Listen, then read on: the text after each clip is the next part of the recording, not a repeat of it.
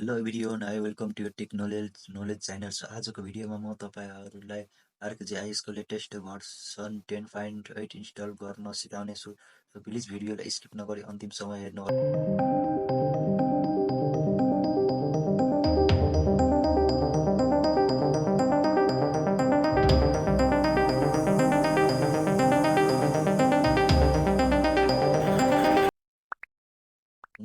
Folder open गर्नुहोस् ArcGIS को। हेर्न सक्नुहुन्छ ArcGIS 10.8 रहेको छ न्यू भर्सन। यो ArcGIS नयाँ भर्सनको सफ्टवेयर कसरी डाउनलोड गर्ने भनेर म उक्त भिडियो बनाइसकेको छु साथीहरू। उक्त भिडियो चाहिँ युट्युब च्यानलमा हाल्न मिल्दैन, किनकि युट्युब च्यानलको प्राइभेसी पोलिसी र गाइडलाइन्स अनुसार उक्त भिडियो हाल्नु मिल्दैन। त्यही भएर म उक्त भिडियो यस युट्युब च्यानलमा हालेको छुइनँ। उक्त भिडियो हाल्यो भने उक्त भिडियो युट्युबबाट डिलिट गरिदिन्छ उताबाट। त्यही भएर म उक्त भिडियो चाहिँ टेलिग्राम च्यानलमा हालेको छु। उक्त भिडियो यस टेलिग्राम च्यानलको लिङ्क म यस भिडियोको डिस्क्रिप्सन पार्टमा राखिदिएको छु साथीहरू। त्यहाँबाट टेलिग्राम च्यानललाई जोइन गरेर उक्त भिडियो हेर्न सक्नुहुन्छ र ArcGIS को लेटेस्ट भर्सन डाउनलोड गर्न सक्नुहुन्छ। डाउनलोड गरिसकेपछि यसरी फोल्डरमा ल्याउन सक्नुहुन्छ स्ट्याक गरेर। र अब सिम्पल फोल्डरलाई ओपन गर्नुहोस्। ArcGIS डेस्कटप फोल्डर रहेको छ, यसलाई ओपन गर्नुहोस्। यसमा डबल क्लिक गर्नुहोस् र प्लिज सिलेक्ट डेस्टिनेसन फोल्डर रहेको छ अप्सन। अब यहाँ हेर्न सक्नुहुन्छ नेक्स्ट रहेको छ अप्सन, यसमा क्लिक गर्नुहोस्।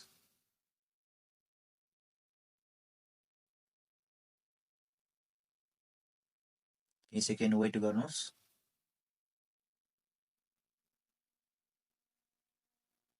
अब simple launch the setup program रहेको छ, सिम्पल क्लोज रहेको छ अप्सन। यो क्लोजमा क्लिक गर्नुहोस्।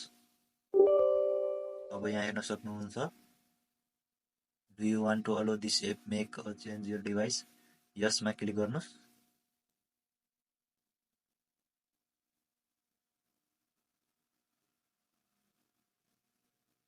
सिम्पल अब welcome to the ArcGIS desktop 10.8 setup program. Simple फेरि अब नेक्स्ट रहेको छ अप्सन, फेरि नेक्स्टमा क्लिक गर्नुहोस्। र अब यहाँ I accept the master agreement, यसलाई रिड पनि गर्न सक्नुहुन्छ, रिड गर्न सक्नुहुन्छ के छ भनेर। र अब सिम्पल यसमा आई एक्सेप्ट द मास्टर एग्रिमेन्टमा टिक लगाउनुहोस् र सिम्पल फेरि नेक्स्टमा क्लिक गर्नुहोस्। कम्प्लिट रहेको छ, कम्प्लिटमा टिक लगाउनुहोस्। यो कस्टमाइजमा टिक छ भने यसलाई कम्प्लिटमा टिक लगाउनुहोस्। यसरी चुज गर्नुहोस्, सिलेक्ट गर्नुहोस् र नेक्स्टमा क्लिक गर्नुहोस्। पुनः फेरि नेक्स्टमा क्लिक गर्नुहोस्, फेरि नेक्स्टमा क्लिक गर्नुहोस्। अब इन्स्टल रहेको छ अप्सन, इन्स्टलमा क्लिक गर्नुहोस्।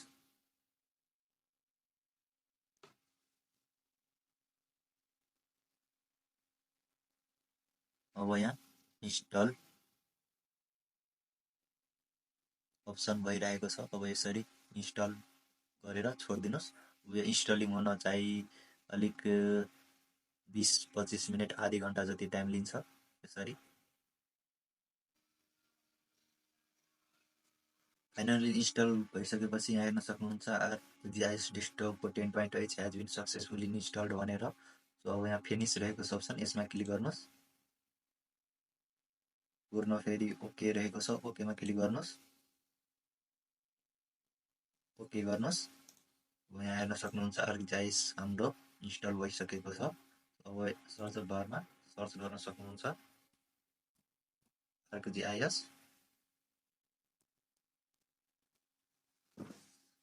ArcMap, यहाँ हेर्न सक्नुहुन्छ। अब यसलाई क्लिक गर्नुहोस्।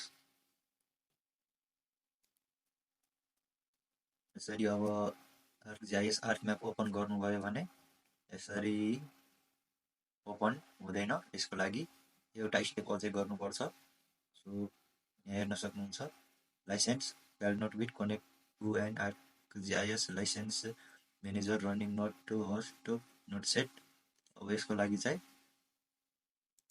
फोल्डर ओपन गर्नुहोस्, ArcGIS को फोल्डर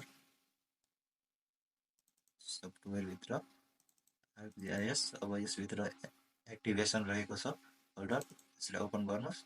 यसभित्र क्र्याक फोल्डर रहेको छ, ओपन गर्नुहोस्। यहाँ हेर्न सक्नुहुन्छ AFC core यसलाई कपी गर्नुहोस् र सी फोल्डरभित्र, सी ड्राइभभित्र,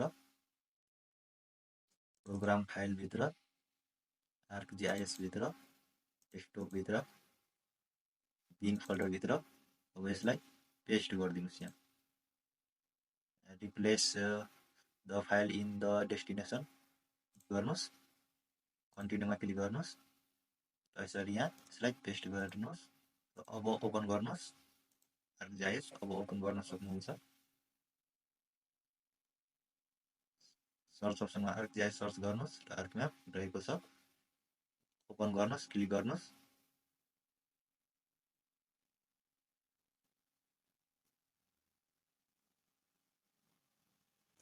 यहाँ हेर्न सक्नुहुन्छ ArcGIS ओपन भइसक्यो। यहाँ हेर्न सक्नुहुन्छ ArcGIS को इन्टरफेस, ArcMap को इन्टरफेस रहेको छ यस्तो। अब यसमा खाली स्पेसमा राइट क्लिक गरेर यसमा आफ्नो आवश्यकता अनुसार टुलहरू ल्याउन सक्नुहुन्छ। चेक गरेर टुलहरू रहेको छ, उक्त टुलहरू यहाँ आफ्नोबाट चेक गरेर आफ्नो आवश्यकता अनुसारको टुल ल्याउन सक्नुहुन्छ। यसमा विन्डोजमा क्लिक गर्नुहोस्, कस्टमाइजमा क्लिक गर्नुहोस् र यहाँ टुलबारमा हेर्न सक्नुहुन्छ, यहाँबाट पनि टुलहरू ल्याउन सक्नुहुन्छ।